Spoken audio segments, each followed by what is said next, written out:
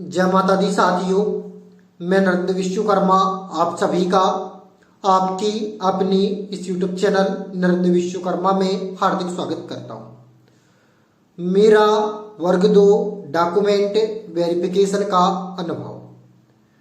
Document upload से लेकर document verification तक की संपूर्ण जानकारी। वर्ग 3 डॉक्यूमेंट वेरिफिकेशन के लिए अत्यंत महत्वपूर्ण। आज हम इस वीडियो में इन सभी टॉपिक पर बात करेंगे। डीबी अपलोड कैसे करना है, वर्ग 3 में डीबी का वेरिफिकेशन किस प्रकार होगा, आज हम इस वीडियो में इस टॉपिक पर बात करेंगे।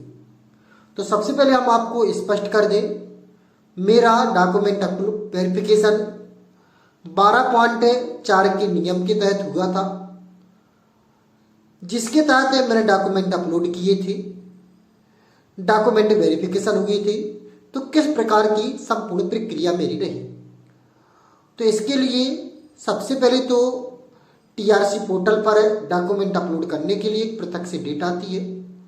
जो भी अभ्यर्थी मेरिट में होते हैं, डॉक्यूमेंट अपलोड उन्हीं के होते हैं। बीटेक वाले अभ्यर्थियों से डॉक्यूमेंट अपलोड नहीं करवाए जाते। डॉक्यूमेंट जैसे ही अपलोड होंगे तो डॉक्यूमेंट अपलोड तभी कंप्लीट माने जाते हैं जब आप पेमेंट कर देते हो। यदि आपका पेमेंट नहीं होता है तब उस स्थिति में आपके डॉक्यूमेंट अपलोड नहीं माने जाते।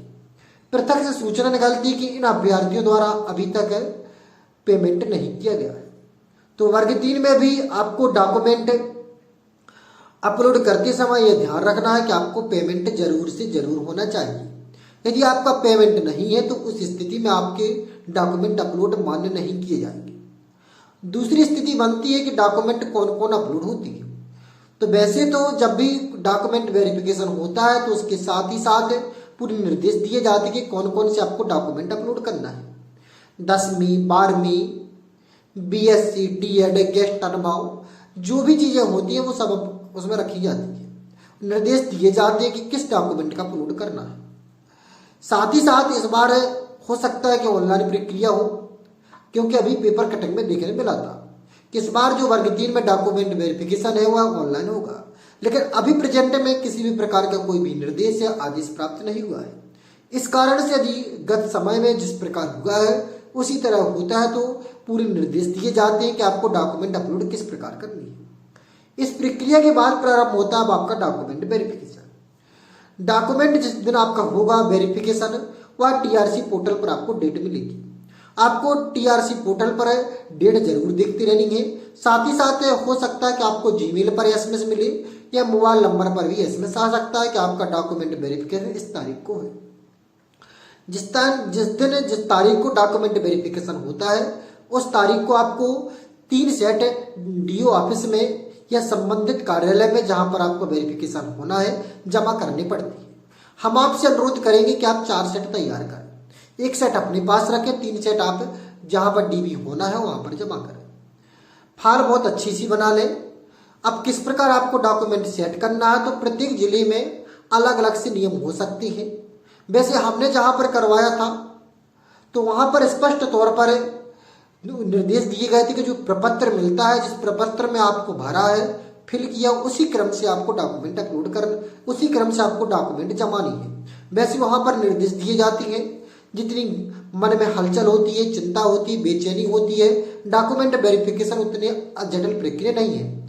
जो अधिकारी होते हैं बड़े सभ्य नम्र शालीन स्वभाव के होते हैं, बड़ी आरामदायक बात से बात करते हैं, बहुत ही प्रिय प्रेम पूर्वक बोलते हैं।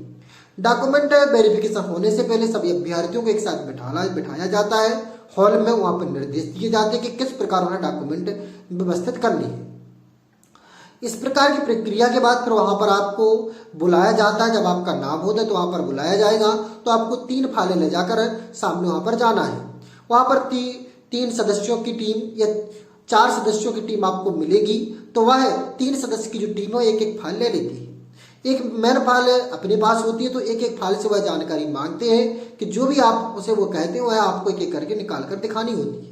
फिर इस प्रकार आप वहां पर अपनी जानकारी देते हैं।